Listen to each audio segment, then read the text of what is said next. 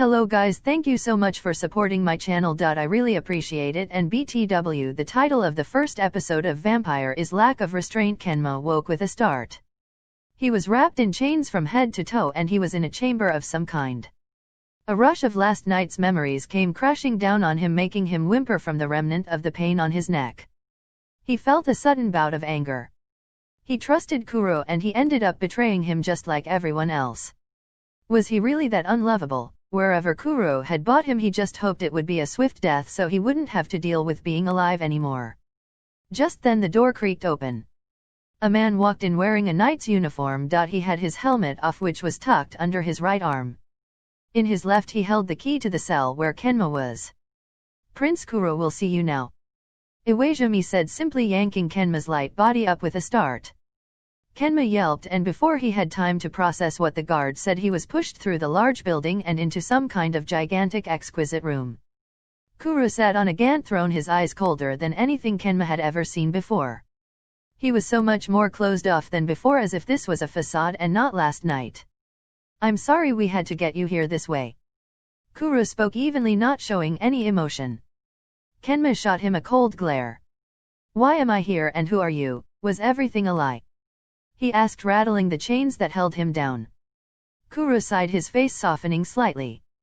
I don't want what's going to happen either, but we don't have a choice, he told him, finally letting some emotion into his eyes. What do you mean you don't want this? He questioned.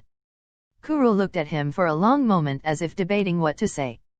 He opened his mouth, closed it again, and looked distraught. I am Prince. As you know, the world is full of different intellectual species and vampire are just one of them. Kuro paused, stating the obvious. I am being forced to marry a human as to bridge the gap between our civilizations. Your president and my father made this agreement and they let me choose any human I saw fit. I think you're the one that can do this. We barely know each other, but this is the only option I have. I'm sorry. He gaped at him. This couldn't be happening, it just couldn't. Is there anything else I should be worried about? He asked, his voice shaking slightly. Kuro winced. Your kind cannot survive here. The weather is too harsh and the atmosphere is too thin. I had to change you. He looked apologetic. What, change me? Kenma questioned. Check your teeth. Kuro told him, and he did. They were normal, excluding the sharp canine teeth he now sported. His index finger slid across the tip, which pricked it. Blood trickled down his finger as he stared in shock. What have you done to me? I don't want to be one of you. Kenma roared, his toes curling as he tried to walk over to Kuro. The guard pulled him back by his chains and continued to hold on to him. Kuro didn't respond and Kenma slid onto his knees.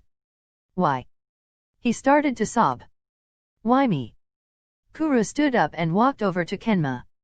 Please. I beg you. Give this chance. I'll never hurt you, you'll be given adequate meals and I'll grow to love you, I promise. I was forced into this as well. I don't want anyone else to get hurt. Kuro whispered to him. Kenma looked at Kuro with wide eyes. A chance? You'd be able to be something more, control an entire country. You'd be a king. He paused. This would be a mutually consensual relationship. I wouldn't do anything you don't want me to. Kenma pursed his lips and wiped his tears away. I'll try, but only because I want to make this country a better place. I've heard how bad the conditions are here in the slums. I'm not promising anything though, Kenma said. Kuro's eyes lit up. Really? Oh my god, thank you so much. He grinned. I'll have Iwazumi here show you to your room. I'll give you more details about your stay later. Kenma nodded and followed Iwazumi out. The end. I hope you enjoy this part too. This was going to be very interesting indeed.